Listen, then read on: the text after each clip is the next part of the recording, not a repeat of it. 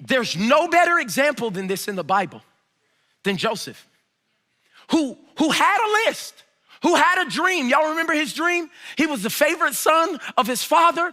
And then one day he just got up the courage like, y'all, I had the craziest dream last night. Let me tell y'all about it. And he gathered his brothers around. In Genesis chapter 37, verse 5, it said, one night Joseph had a dream. And when he told his brothers about it, they hated him more.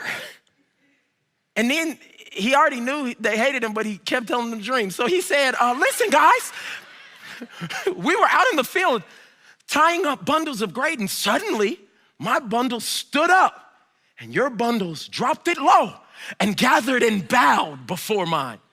His brothers responded, so you think you're gonna be our king? Do you? You actually think you will reign over us? And they hated him all the more because of his dream and the way he talked about them. Now, I started thinking about this idea as far as our relationships, our businesses, all the things we want to happen. Like God gives us a dream and we have a dream person or a dream idea or a list. Look how I think Joseph's list would have gone. His list would have said something like, he had a dream, then he got support, and then he got an opportunity, and then he went from promotion to promotion, and then it was the palace. Glory a Dios. That's what we think our life with Christ looks like. It's this list.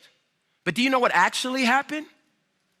Is he had a dream, but then he was betrayed by the people closest to him. He was sold into slavery. He was put into prison, and he still got the palace? 1 + 1 = 19? And that's how many of our relationships look. It's like, how do you and you, with all of that,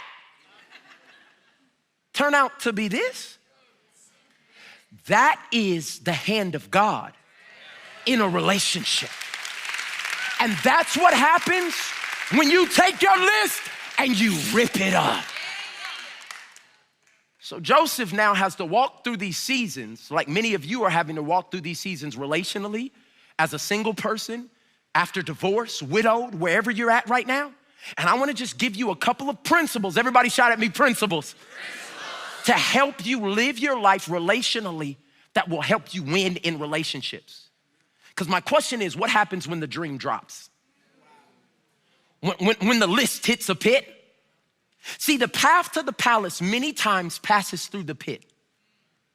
I need you to understand that.